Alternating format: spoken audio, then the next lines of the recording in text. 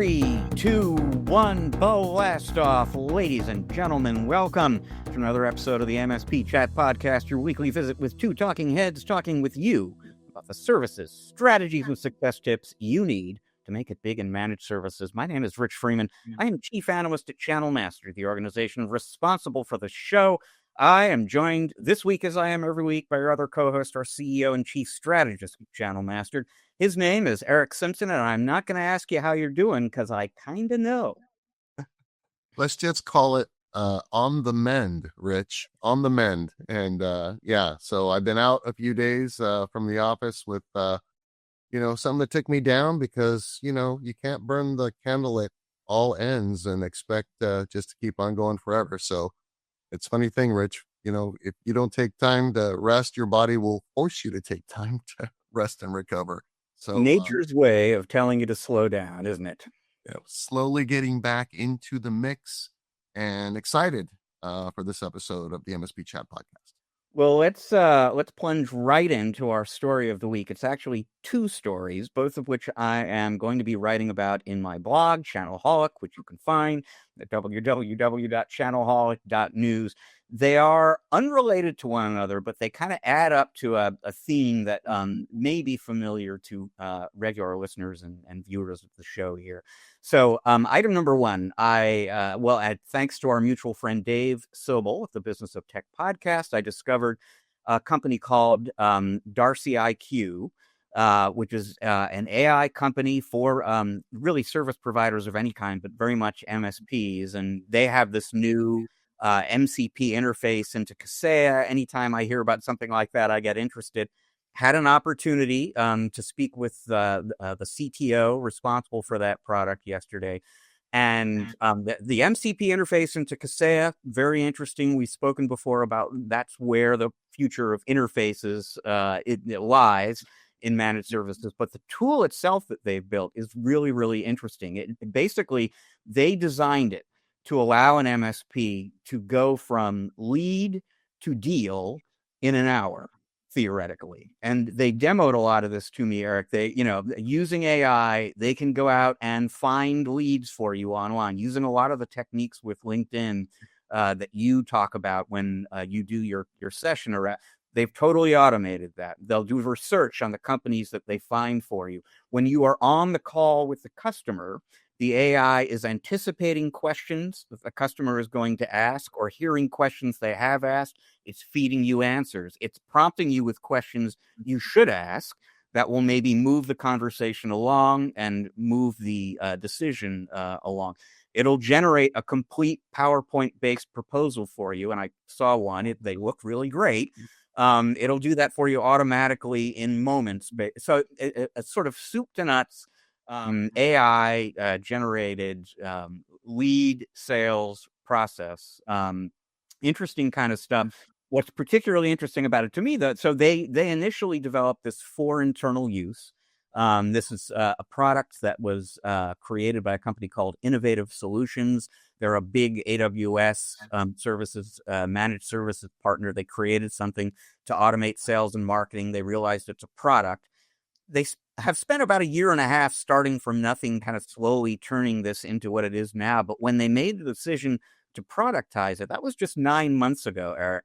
And they've gone from something that was really not ready for use outside the company to something that is now available for use in 9 months. It's a sign of what you can do with the tools out there and the LLMs. If you've got even a little bit of expertise, you can do really kind of big, interesting, sophisticated things very quickly.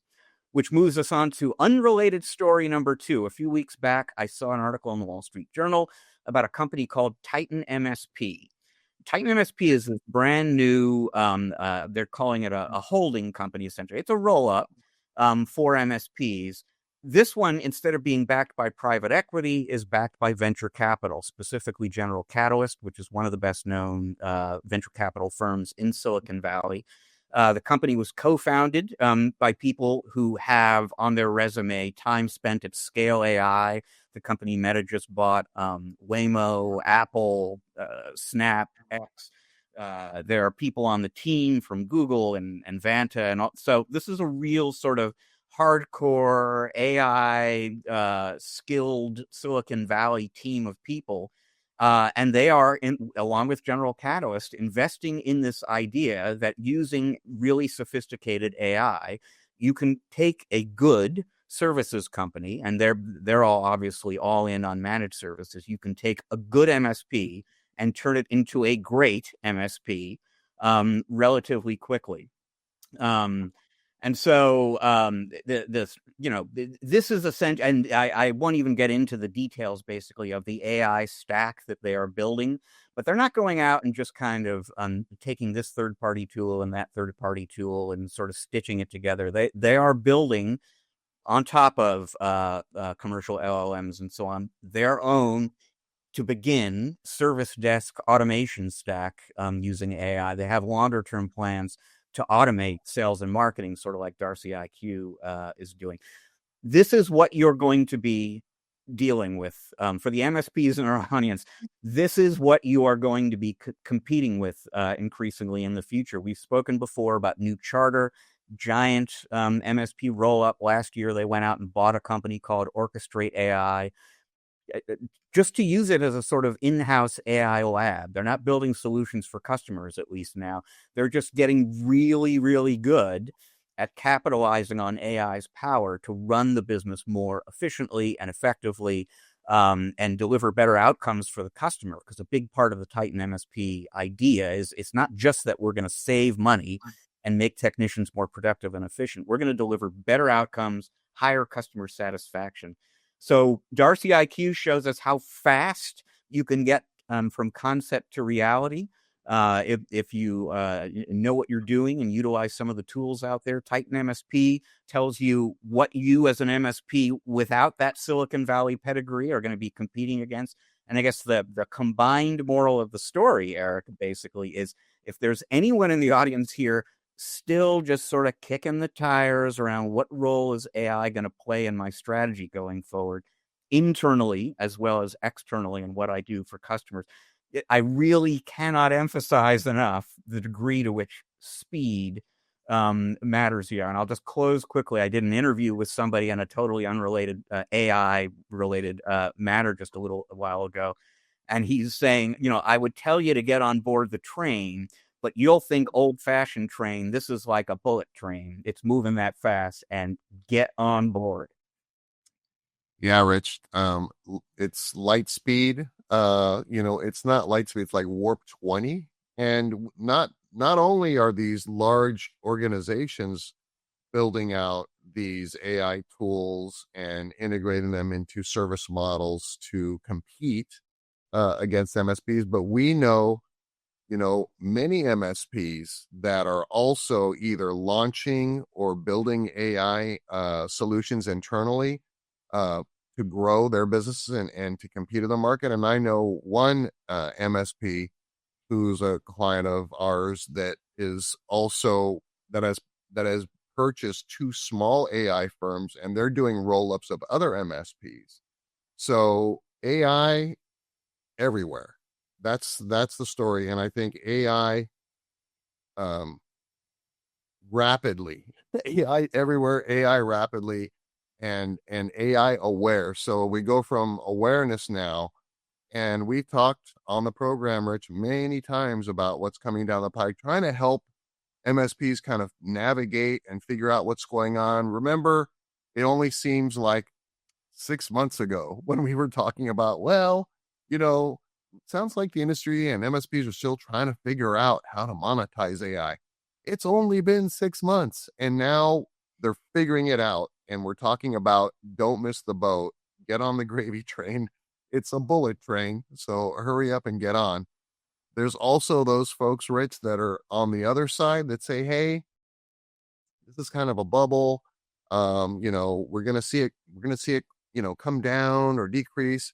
But as you and I both know, Rich, knowing the folks that we know and being connected, and you being our chief analyst, staying on top of all this stuff for us, this is one of those industry changing things, right? So it's like cloud, it's like cybersecurity, but according to our friend Jay McBain, it's even more than those things. AI is going to dominate for the next 20 years. So you and I use AI all the time for what we do. And I still feel whenever I hear something like this, I'm like, man, we're not going fast enough. What can I do differently to catch up? But it has to be measured, and you have to adopt it sensibly and govern it properly. But man, the signs are out there. Don't want to be the last. We may not want to be the first, but we certainly don't want to be the middle of the pack either. We want to be taking advantage of that first mover opportunity and getting behind some of these things, which, leads into a little bit of my tip of the week. Well, you have outdone me on the segue game this week, Eric. Let's wait no longer. Let's get into your tip of the week. I gotcha, Rich. Okay. So this is all, we have this conversation about the scenario or the situation that MSPs are in today's market, where they've got to scale, they've got to grow, but hiring new folks is costly and expensive, and keeping your existing folks is also challenging and difficult. So a few tips on scaling as much as possible with the headcount that you have, and then being ready for that next hire because you've taken care of some of the inefficiencies in the organization and your barriers to profitability that allow you to compete for those folks while rewarding your existing team to keep them from looking elsewhere. So, some of this stuff may sound like, we've talked about it a bunch of times, but Rich, best practices are best practices. We call them as we see them.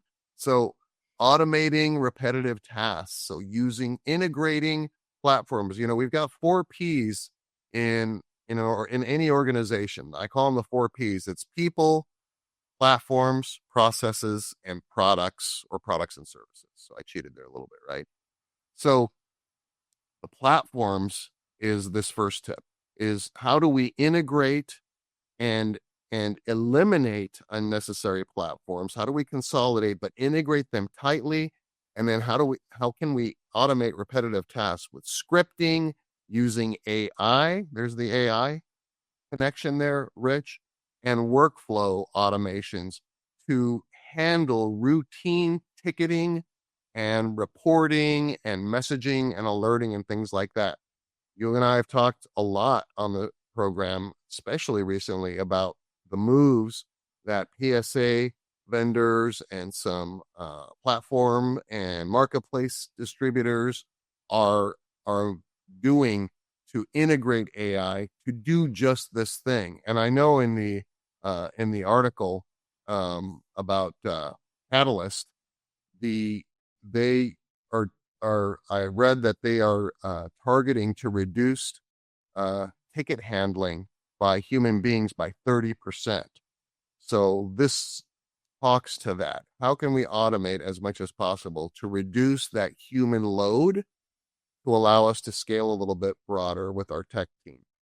Number 2, efficient scheduling. I was having an email conversation with a client, an MSP, just yesterday, asking, hey, they were asking me, is it, I'm hearing a lot from my peer groups and things like that, we should only provide technicians the tickets that they should work on rather than, putting them in a queue and asking them to, prioritize them based on need and do it themselves. And I said, absolutely, we should deliver the tickets to the technicians so that they can do that which only they can do, is to resolve those tickets. Mean time to resolution is what it's all about. Maintaining and exceeding SLA is what it's all about to keep those clients happy.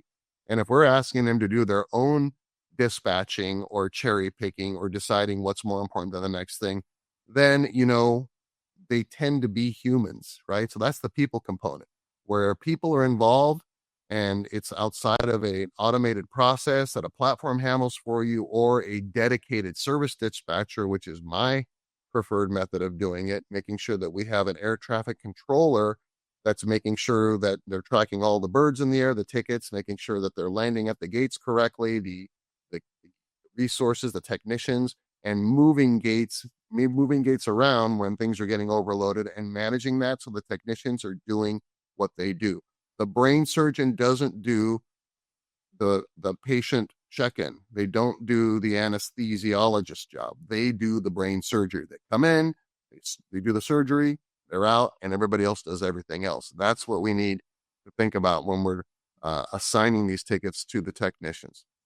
Number 3, outsource high, repeat, or low value activities. If you can outsource some of your knock stuff, if you can outsource some of your tier 1 service desk stuff to allow you to scale, that may be an option for you to scale much more broadly and depend on another resource or entity that is really, really good at doing that low value or high repetitive or noisy stuff to allow your team to focus on the most important things. It's just like when we talk about co-managed IT, Rich. We walk in and we say, hey, let us take some of that noise away from your team so you can work on high value things. Let's drink some of that Kool-Aid too. And the last one for extra credit, let's fire our underperforming customers annually. Let's take a look at our entire client list. Let's look at our C, D, and F customers and identify the ones that just aren't profitable for us anymore or aren't growing. They may not be, noisy or PITAs or anything like that. But once you start doing this on an annual basis, Rich, I've talked about this before, you've got to think about how to make more room for A and B clients so you can stop serving some of these even C customers over time. You want everybody to be A and Bs, whatever that definition of A and B is to you. But to me, it's a client that trusts us, that does what we ask them to do, that is growing, and that we can continue to help them achieve their business mission and vision and become a strategic partner rather than a technical vendor or technology vendor. Well, I swear to the people in our audience here, this was not planned, or at least it wasn't on my part. I don't know if you have some clever ulterior motive behind your tip of the week, Eric, but I'll take this moment to do a shameless plug, basically, because you're talking about scaling without adding headcount, and AI is one part of one way to do that, but it is certainly something that will help you scale without adding headcount. We're recording this on September 11th, 1 week from today, September 18th. You and I will be moderating a live webinar hosted by the folks at IT Glue about AI-powered MSP success. And we'll be talking to 3 MSPs who are using AI to automate and reduce costs and create. And they'll kind of get into some really specific things that they're doing. And so I'll put a registration link in the show notes or something for folks who are interested. But if you want to hear some very specific real world applications of some of what Eric is talking about here, I encourage you to join us on that September 18th, 10 a.m. Pacific time, coming up in a week's time. Yeah, hope to see you there.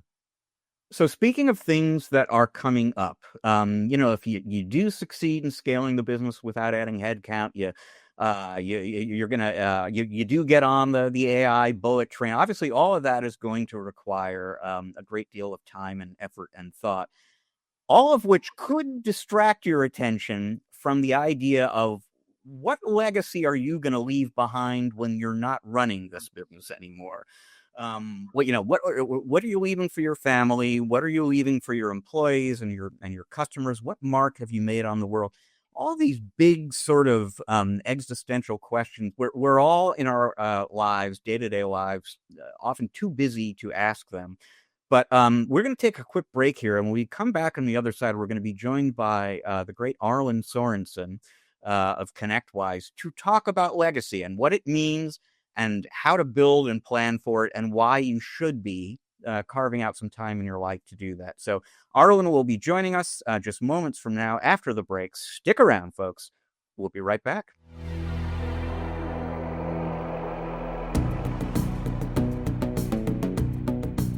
And welcome back to part 2 of this episode of the MSP Chat Podcast, our Spotlight interview segment. where we are pleased and I would say privileged to be joined by somebody both Eric and I have known for a long time, someone I'm guessing a lot of folks in our audience have known for a long time. His name is Arlin Sorensen. He's the Vice President of Ecosystem Evangelism at ConnectWise. Arlin, welcome to the show. Hey, it's great to be with you, Rich and Eric. Looking forward to our conversation. Likewise, Arlin. So, like I said, I imagine a lot of folks in the audience here are familiar with you. But for the three people in our audience who aren't, let's just kick things off. Tell them a little bit about what you do now at ConnectWise, but also your background. Absolutely. Well, today I'm an evangelist at ConnectWise and wake up every morning looking for ways to help partners reach their version of success. So I'm a resource to help partners, leverage our tools, but more importantly, learn how to run their business effectively. And that includes not just their business, but also their life and legacy, which I'm excited to talk about today. I started back in 1985, so I'm an old guy in the industry for sure, and ran an MSP VAR business for the first 27 years. And then along the journey, started HTG Peer Groups back in 2000 and ran that for 18 years before we sold it to ConnectWise. And that's how I became part of that organization. And I just recently sold my ag tech company, HTS Ag, to the general manager that had been running it for me. So I've had 3 exits and you're looking forward to my retirement, which is coming up next August. I did not know that. Okay. Well, there you go. So you're in the final 11 months, basically. 344 days. Congratulations, Arlin. What a legacy you're leaving behind.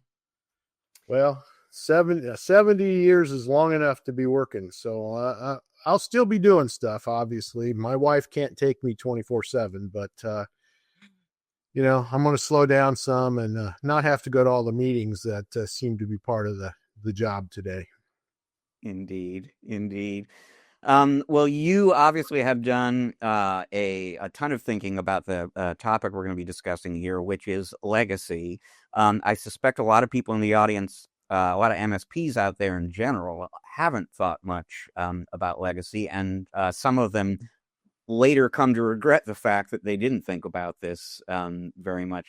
Define legacy as you see it, and then talk a little bit about something you've spoken about before, the difference between intentional and unintentional legacy.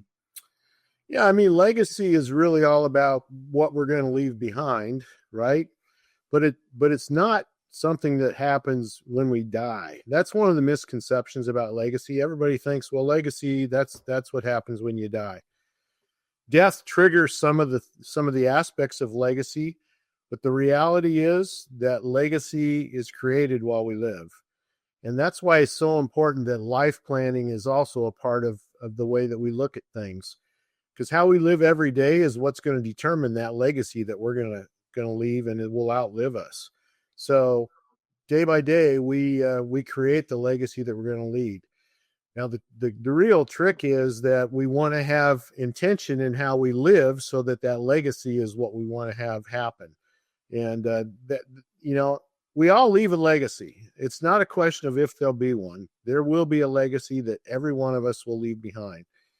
The question is, do we want to shape it, or do we want to let the government in some cases or other people shape what that legacy turns out to be? And I've seen very positive legacies, and I've seen some really negative legacies where there was no preparation. They just kick the can down the road to the next generation. And almost always that ends poorly because money gets in the middle of things and causes people to do things that you wouldn't expect. And things really go off the rails. And what could have been a beautiful legacy really turns into a very negative one quickly.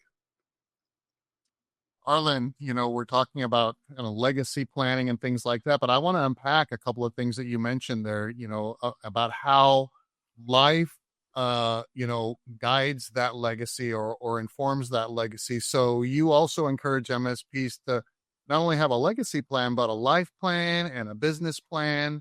How do all those things connect up together to, determine that legacy that we leave behind? Yeah, so our approach to it is that, the legacy plan is our long-term kind of end in mind kind of approach. What are we trying to accomplish? What do we want to be left behind? How do we want people to remember us? All those kind of things that create the legacy, which is a long-term strategy. We encourage people then to create 3 annual plans every year. Obviously, a business plan for your business, but also a life plan. What am I going to do with the 168 hours I get every week to create the legacy that I want to leave behind? How do I use that time wisely? Because that's the one thing we have that we can't make more of is time. And so a life plan really helps us focus in on what we're going to do with that time, how we're going to spend that with our family and friends and things that matter to us. And then that third plan that we encourage is a leadership plan. How am I going to grow as a leader myself? How am I going to invest in my team to help them grow? And those 3 plans are all plans we encourage people to write annually. So it's 3 1-year plans that when you add them all up are going to create the legacy that you're going to leave behind. Because the legacy is more than just your life and the outcome of your life. It also is your business. We create a business legacy as well. And so we encourage people to think about creating those 1-year plans. And as they stack together, that's what will generate that legacy. So we keep talking about the legacy plan. Let's dive into that a little bit and get more specific. I mean, what is a legacy plan, and what should go into it? What are the components of a good, solid legacy plan? Yeah, so there's a number of areas to really consider. Foundationally, there's some legal things that are really, really important that you want to get in place. So, a will, a power of attorney, a healthcare power of attorney, things like that are foundational, that will set up the future for success. And particularly if you have minor children at home, who's going to be the guardian in the event that both parents are gone. I mean, there's some really, really important things to deal with that are based on kind of the legal side of things. And these do trigger at death typically. But there's also a number of other areas that you need to think about, things like, your generosity. What are you going to do with your money? Or how do you want that handled down the road? And do you have charities that you want to give it to? Are you going to give it to your family? What's going to happen to your assets that are left? The will helps with that, but in a lot of cases, people are using trusts and other vehicles to put money into or assets into to create a longer lasting effect. A lot of parents that we talk to today, they're concerned about just handing money over to kids, and they've seen that blow up too many times. So, how you deal with your money is a part of the thought process. There's just a ton of areas that you need to think through, and be prepared to really talk about. So Arlin, I know, you're a big proponent about, accountability and execution. Haven't known you for as long as I've known you and learned from you. It's one thing for, entrepreneurs and MSPs to say, I'm going to, build out this legacy plan, business plan, life plan. But can you share a couple of best practices that can, guide these folks into the action that it takes and the accountability to actually, realize the outcome of these plans? Because that tends to be a challenge, right? We're good at making a lot of plans and all that, but life gets in the way. So, can you give us some advice on how we can stay focused and make sure that we're actually executing the activities and the oversight that help us realize the benefits of this planning? Yeah, I mean, one of the key things is you need to get a good set of advisors around you. The reality is that it's complicated, and a lot of people run away from planning legacy because it's just overwhelming. And so you really have to find people that you can bring around you to help you prepare and be ready to really make the decisions that are ahead. This is not the kind of thing that you're going to sit down and a couple hours figure out. I always say that legacy planning it's a lifetime journey, right? We're never done because things change, life happens, and so we have to be able to make transitions and changes in what that looks like. And so there's a lot of things to consider, but you need great resources around you to help you be prepared. And the other thing that's really important is to have the right conversations. It's amazing to me that couples typically don't talk about the things that really matter. Unfortunately, we get caught up talking about the tactics for the day and the things that we need to accomplish, and we don't ever get around to really talking about the things that are critical and important. And legacy is one of those topics. It's not fun. People don't like to talk about the fact that they're going to die. But the reality is, I can almost guarantee you with 100% accuracy that it is going to happen to you. And so it's much better to prepare and be ready.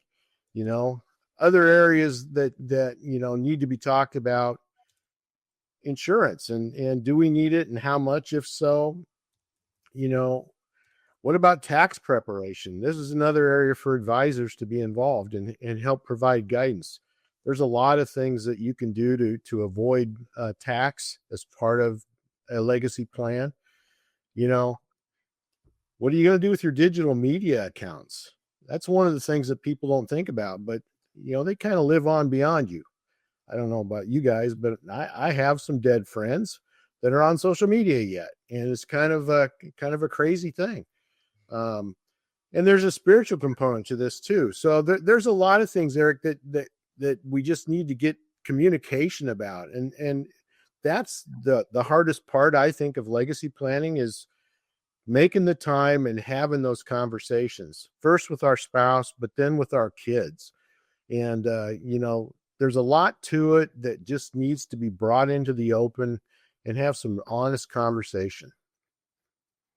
Yeah, and beyond your spouse and your kids, there's also the people inside your organization. I mean, what kind of role does succession planning or even succession training inside your business play in the legacy planning process? It's huge, Rich, especially when we think about the business legacy side of things. So we talk about the two components of legacy. There's the personal legacy, and then there's a business legacy. And succession planning is definitely a key part of that. But also, contingency planning. What's your disaster recovery plan look like in the event something goes wrong?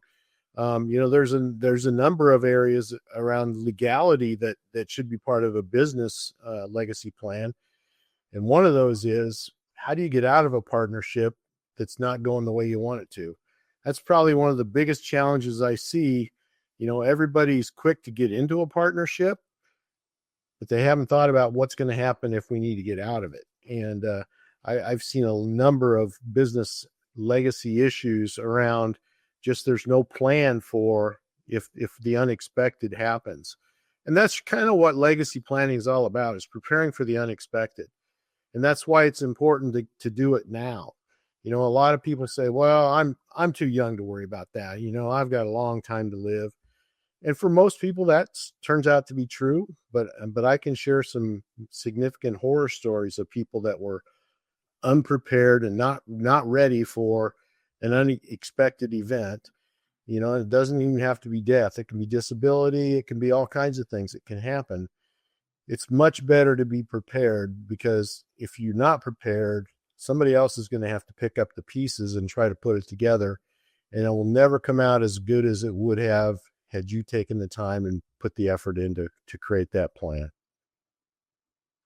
Arlin, I appreciate your insight into kind of, building a team of advisors to help you, maintain accountability and bounce ideas off of. And, nobody knows everything, right? So having experts on hand to help you through this is really critical, I think. But how do we know when our legacy plan is working? And how do we get it back on track if it goes off track? So how do you monitor, or how do you RMM your legacy plan, Arlen? Well, uh, it's got to be reviewed, right, on a regular basis. And so, a lot of people, if they go through the process and they really, get advisors, they put a plan in place. It's based on what they know today. And we all know that, things are going to change. So best practice with a legacy plan is, as you do those annual life, leadership, and business plans, you're also looking at the overall legacy plan and doing an annual review of that. And that means you've got to communicate with your advisors and with your family and others that are impacted to really make sure that it's on track, and it will have to be adjusted over time. There's no question about it. You know, life happens, life changes, and people get older and their circumstances are different and the needs are different. And so it's got to just have a very specific rhythm of review to make sure that everything's on track.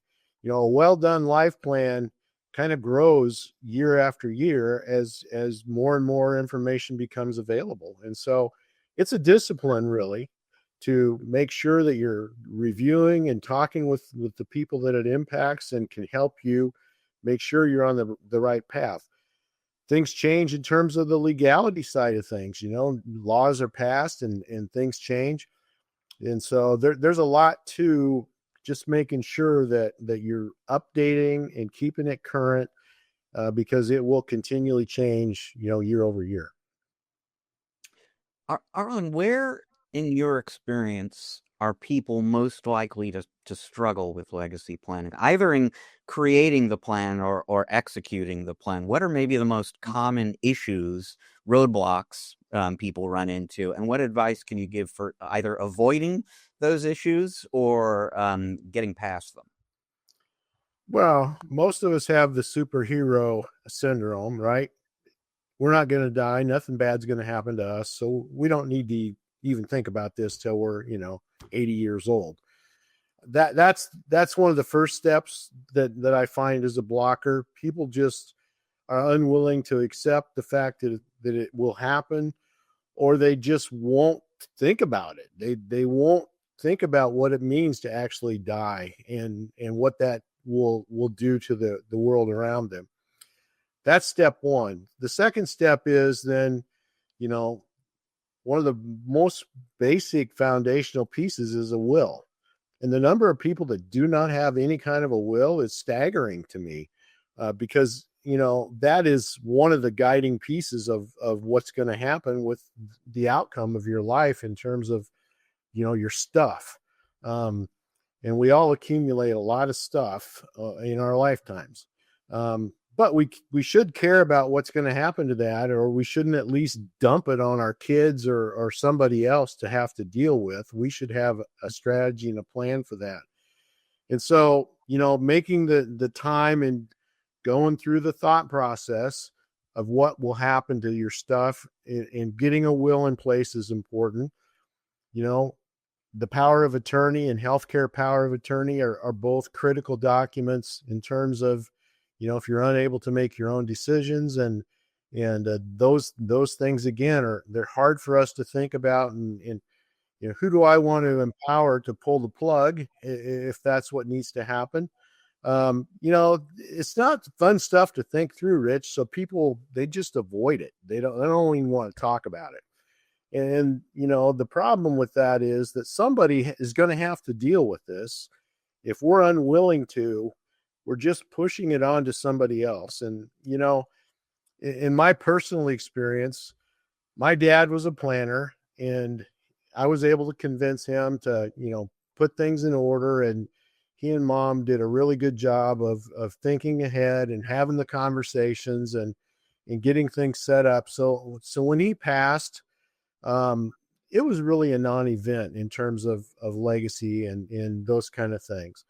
Things just happened as planned, and it, we didn't have to probate anything because he had it all put in trust, and it was really a seamless experience.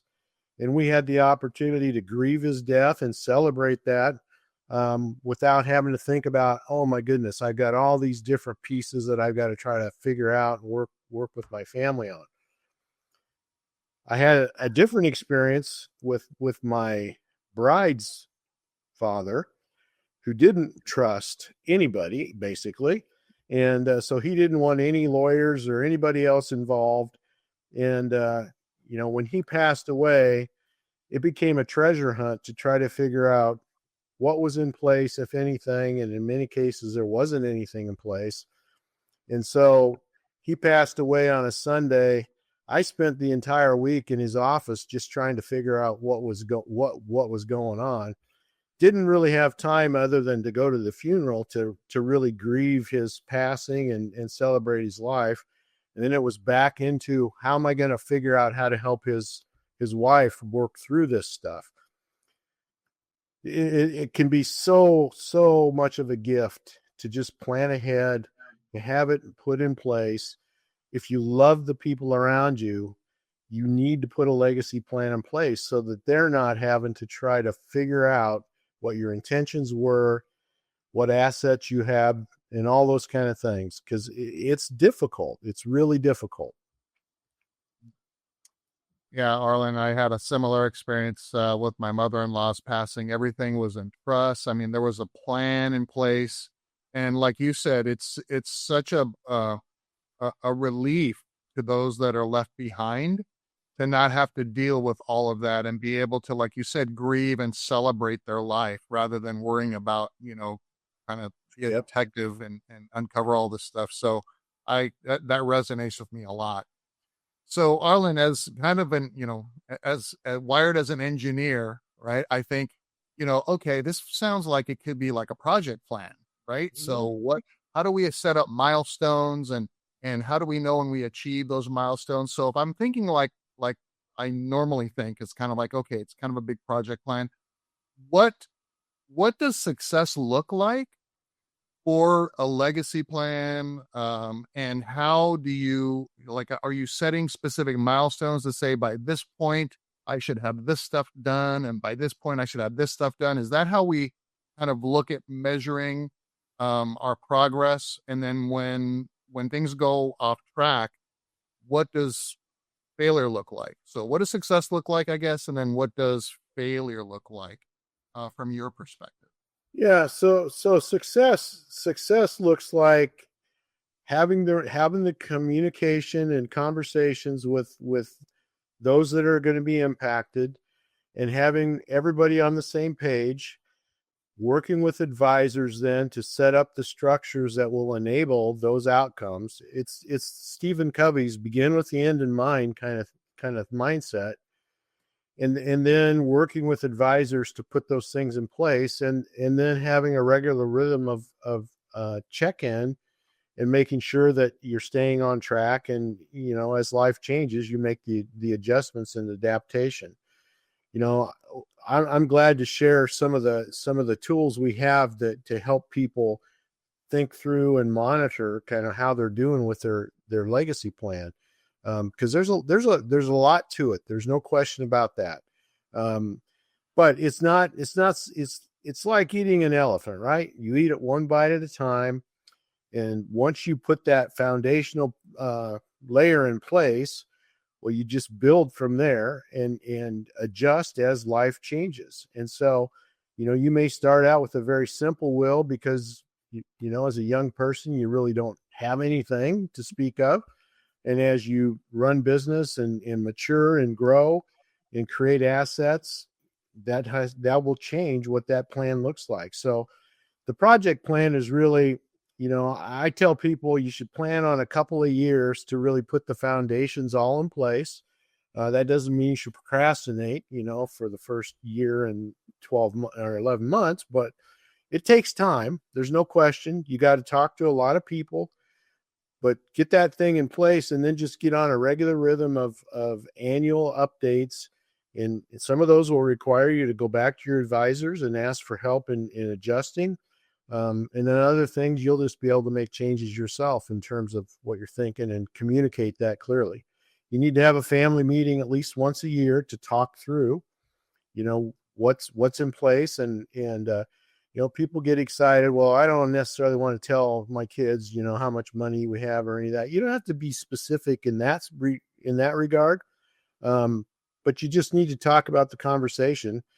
And one of the things I think that people think wrongly about around legacy is that everything should be divided equally among whoever the heirs are going to be.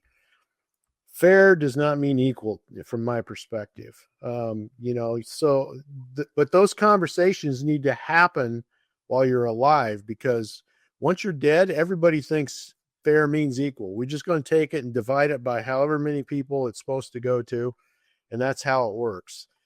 That almost always leaves very unhappy people, because some people put a lot more effort into the relationships or whatever, spend a lot more time caring for their aging parents,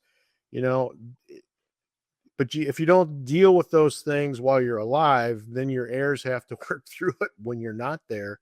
And that really can be divisive. And I've seen so many families that have blown up because, people didn't get treated the way they expected. Arlin, you've been through multiple exits yourself. A lot of MSPs who have exited. What advice could you give? What separates the MSPs who really thrive after an exit from the ones who don't? And how does legacy planning maybe play into that and increase your odds of thriving? Well, that's the number one question I get about peer groups, Rich, is what separates best in class from the other 75%. And, as I've observed companies for the last 40 plus years, it's planning. There's no question in my mind that the difference between best in class and the rest is the people that are best in class, they have a plan. And if they've got a discipline around business planning, the odds are much better that they're also going to have discipline around a legacy plan, a life plan, a leadership plan. That's what separates those that do well from the rest. If you just get up in the morning and you're not sure why you're up or what you're going to do, that's a problem. You're not going to achieve nearly at the level of somebody that's got a plan and is executing that plan. One of the challenges that I see is that people, they aren't educated in how to plan or what that looks like, and they're unwilling to make the effort to learn and to grow and to become good at it. But that's really the big differentiator from my perspective is businesses that lead the pack have a plan, they execute that plan, they review it regularly, they've got discipline. And so that's really the key to success. Now, one of the things that we also do is we run a peer group program called S to S, which stands for Success to Significance, for people that have exited and have transitioned away from their business. And the amazing thing to me has been when people sell their company or transition from their company, more often than not, a lot of them really struggle with what to do next. What does life look like after business? We run a company for 20, 30, 40 years, and that's our life. And all of a sudden we wake up the next day after a transition and it's like, what am I going to do? My inbox is empty. The phone's not ringing. I'm not talking to all my employees and customers anymore.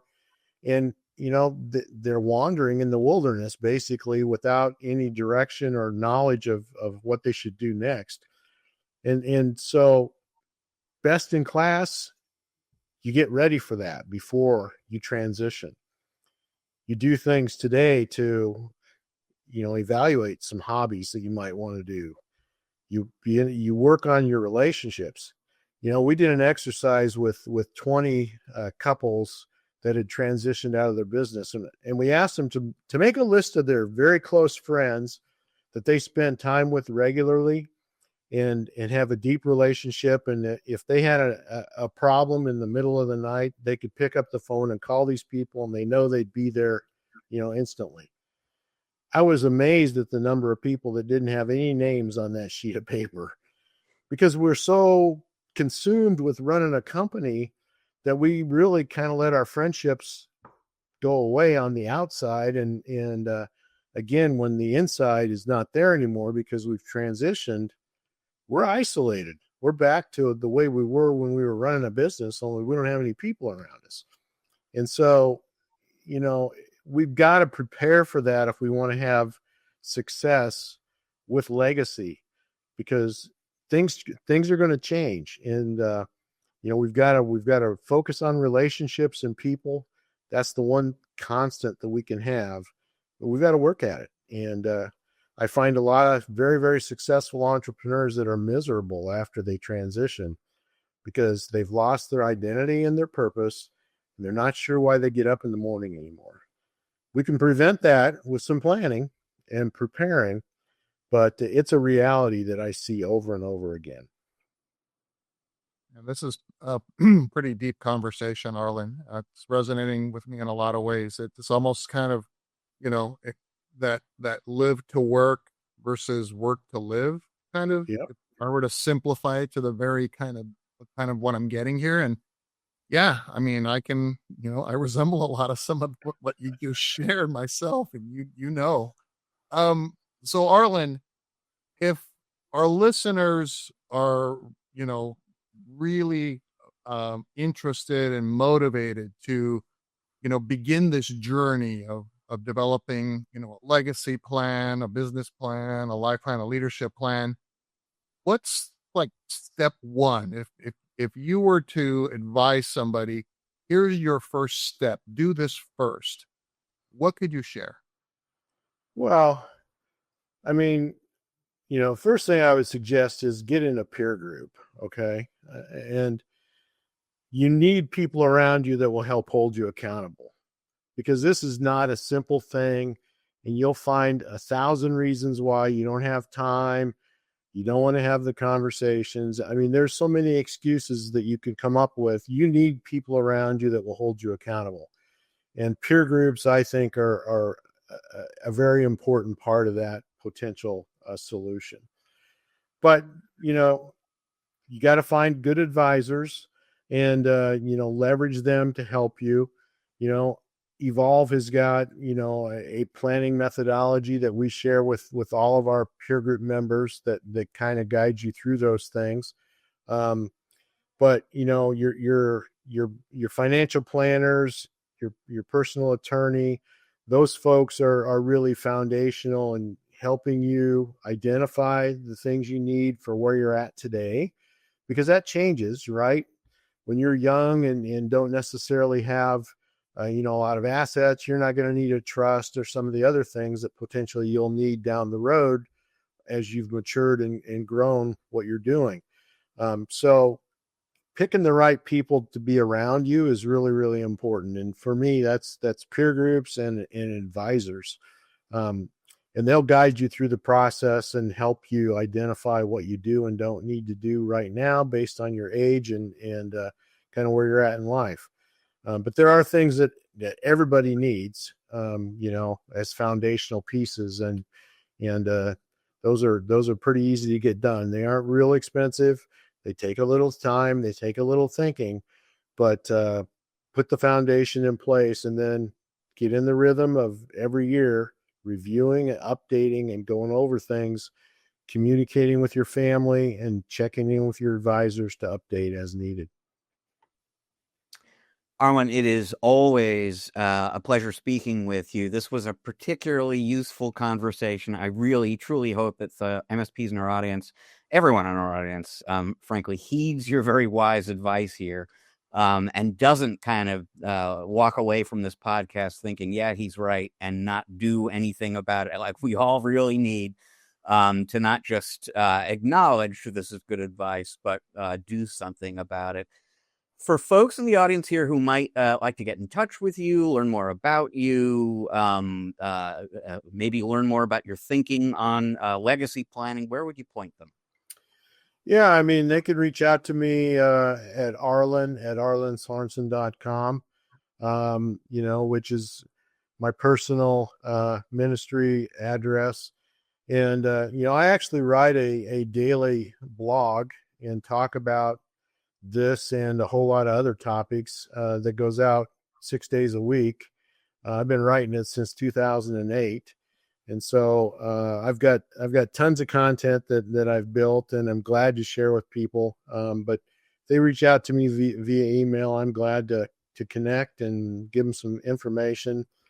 They can also reach out to A. Sorensen at ConnectWise.com and learn more about evolved peer groups and those things. So lots of ways to connect and lots of resources to help. You don't have to do this by yourself in a vacuum. There's tons and tons of resources available. There's a lot of very talented advisors out there, but you do have to take some action. And to your point, Rich, a lot of people hear this conversation and they say, I should do that someday. And someday never comes until it's too late. Well, Arlin, thank you so much for making time and joining us here on the show. Speaking of connecting, by the way, Eric and I will both see you face to face at IT Nation Connect in almost exactly 2 months, actually, from right now as we're recording this. So we look forward to that. In the meantime, thanks again for joining us on the show. Folks, Eric and I are going to take a quick break right now. When we come back on the other side, we're going to share some final thoughts about legacy and our conversation on that topic with Arlin. Have a little fun, wrap up the show. Stick around. We're going to be right back.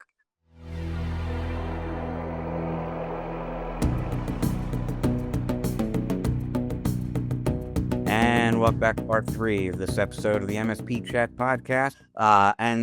Eric, I thank him for having the courage to be just a little bit of a bummer, right? I mean, he's talking about a topic people don't address, they don't discuss. Nobody really wants to think about it. And Arlin, I would contend, is absolutely right that everyone should be thinking about it. In and beyond managed services. And so those were wise words, basically, as we said before. This is not an issue that will come into the lives of your employees and your family and your customers and so on after you pass. This is something that you need to be thinking about and planning toward in the financial terms and beyond the financial terms today. And so, that's kind of why we wanted to have him on the show here, is just to highlight to folks who are, focusing their attention on acquiring customers and servicing the existing ones and investigating new vendors and solutions and business opportunities and so on. Carve out a little time for this too, because it's important. And you'll thank yourself from the great beyond. And a lot of people you leave behind will thank you for having done that. Yeah, Rich, really resonated with me when he told the story about the both sides of what he had to deal with both sides of his family, where on the one hand, everything was handled and he and the family were able to grieve, and not worry about these things. And then on the other hand, the other story he told was where he basically spent the week before, the services just, trying to figure things out and get things in place, and wasn't really able to grieve. So, that really resonated with me. And, we've had experiences in our family where, the person that had passed on had all of that stuff taken care of. So I haven't really experienced the other side that Arlin shared. We've certainly as a family taken steps to make sure that a lot of that stuff is done, but I'm now going to recheck and make sure that everything is up to date and make sure that, we don't burden the folks that we leave behind with having to deal with things that we should have taken care of while we were still around.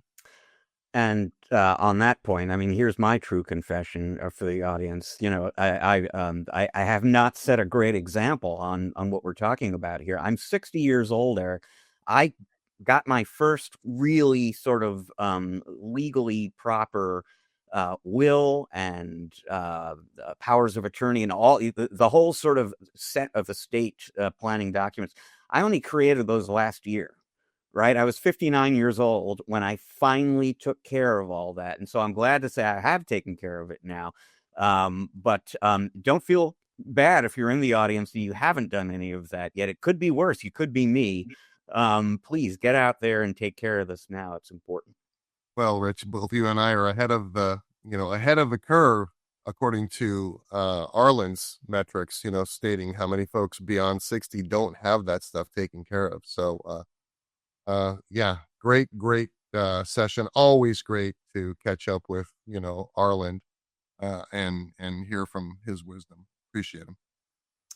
So with that, folks, we have time for just one last thing, and it comes to us from the publication that formerly was known as the Guinness Book of World Records. Everything is online these days, so it's just called Guinness World Records now. They are actually celebrating their 70th anniversary, Eric, and as part of the celebration, they offered some opportunities for fans of Guinness World Records to become a world record holder. And it turns out, Eric, it is not that hard to become a world record holder.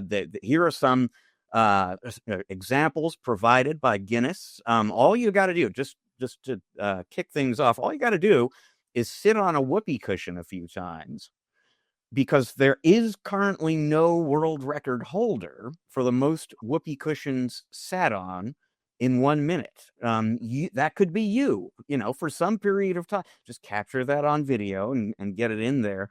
How about this? How easy could this be? You get a friend, you get your spouse. The most high fives in 30 seconds. There is no world record holder for that, Eric. That could be your chance to make a mark, and tell your friends, boast to your friends and colleagues and family that I was, until somebody else beat my high water mark, the world record holder for most high fives in 30 seconds.